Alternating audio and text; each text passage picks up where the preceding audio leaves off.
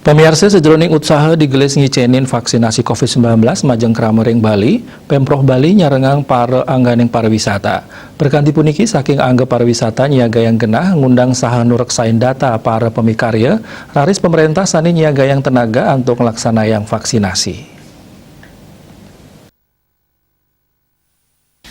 Sekretaris Daerah Provinsi Bali Dewa Made Indra sani nu reksain pemargin vaksinasi majeng para pemikarya pariwisata reng Badung Maosang, pariwisata kedadosang widang andalan ekonomi Bali salah sapisanan pindah ke widang sanikeun usana pandemi, keutama yang antuk kaician prioritas program vaksinasi.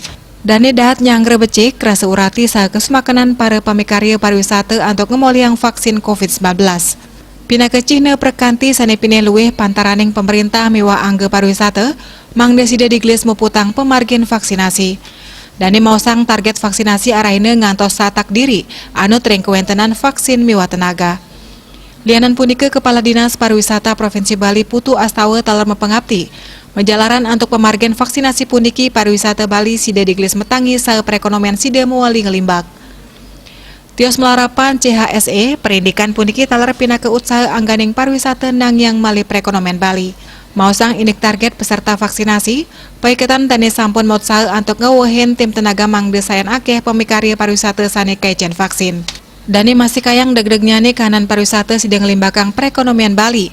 Punika mawinan paiketan dani digelis nincapang pemargian vaksinasi majang angge pariwisata.